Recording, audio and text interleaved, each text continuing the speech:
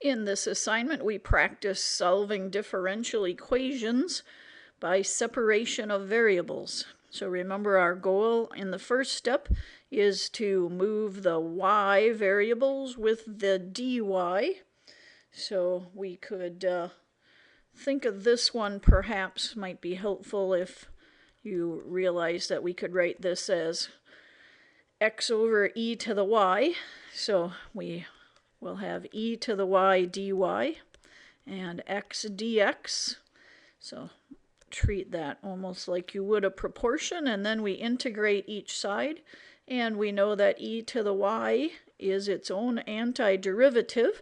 And remember, we do not need to put a constant on both sides since we could combine them in the next step. So here we'll just put a constant on the right side, and it serves the purpose as being the constant of integration from both sides combined. So now our goal is to solve this for y. So how can we get a variable out of an exponent? That requires us to use logarithms. So if we take the log of both sides, the log of e to the y will just be y. And here we'll have the natural log of 1/2 x squared plus c. And that's our general solution, unless we have a data point that we can substitute an initial condition. We leave c as a representative of all of the antiderivatives. All right, all of the solutions. In problem number 2, let's see if we can separate the variables.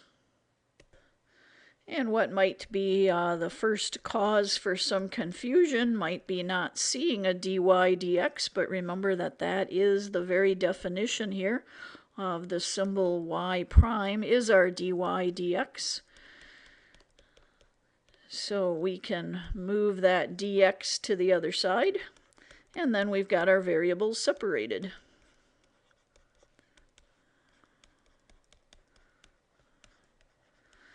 And then you can go ahead and integrate each side. So we can integrate each term here. So we'll use a power rule on the first term. And sine is the derivative of negative cosine. And we could add a constant, but I'm going to put it on the right-hand side instead of putting constants on both sides. And on the right-hand side, I'm going to use two power rules. So I'm going to raise this exponent to a 4 and divide by it. And then we'll put our constant over here.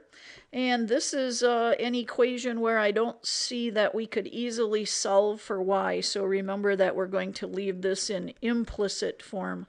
Not easy to solve for y when it is in a power term and in a trig term. So I think that's the best I would do with this problem.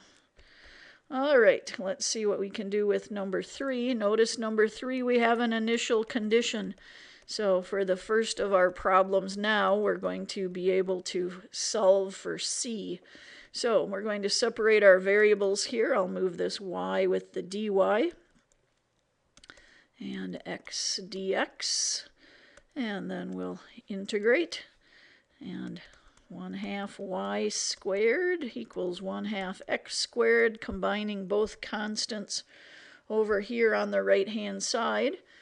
And I would like to solve this for y, so I could multiply everything by 2 right away. And 2 times, let's call that c1. So if we double that constant, it is still a constant.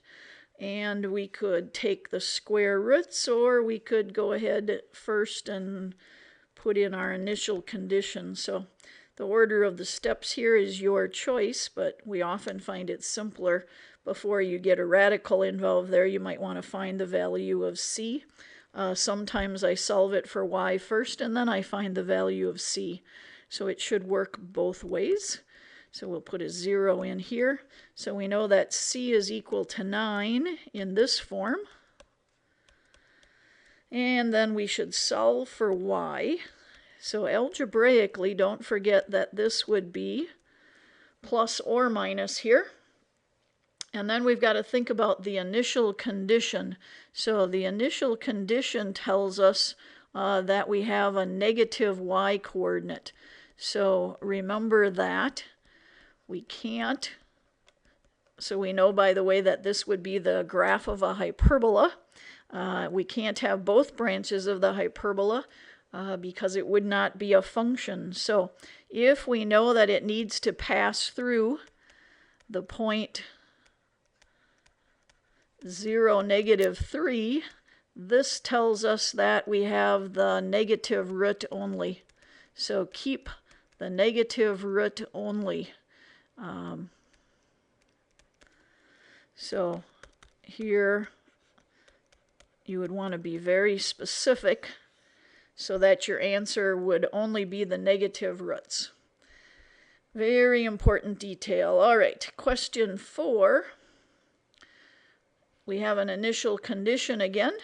So I think we can separate. Remember that we can't always separate the variables.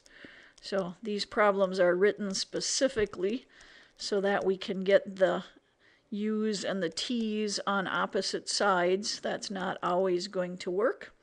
And then we can integrate each side. So this would be the derivative of u squared. This would be the derivative of t squared. And secant squared, remember, is the derivative of tangent t.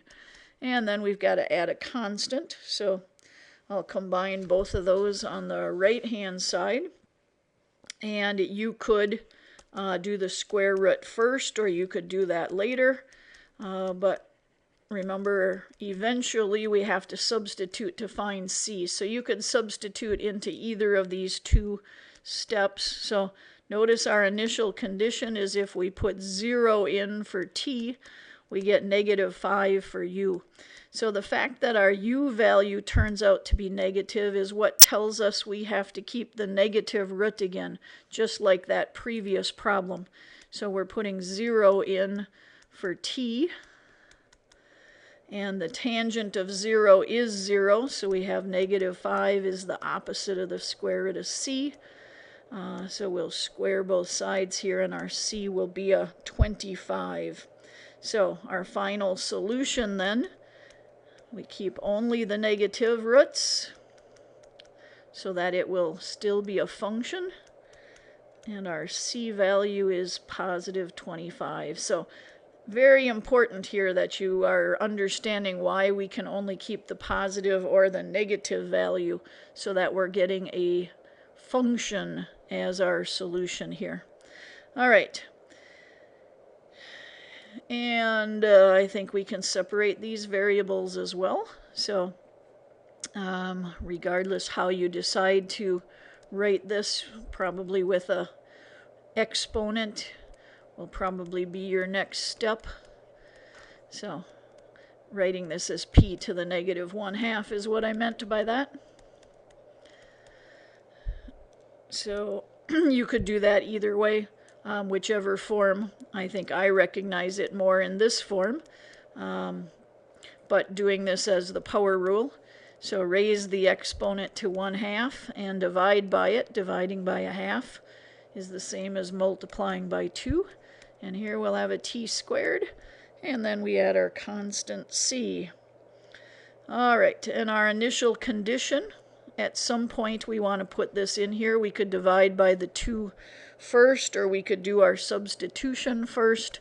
So I want you to see that you could do that in whatever order you wish. So we're going to put 4 in for p and 1 for t. So we'll get a 4 = 1 + c. So in this form, our c is a 3. And then let's do our simplification. So now we have 2 square root of p is equal to t squared plus 3. So we would divide both sides by 2.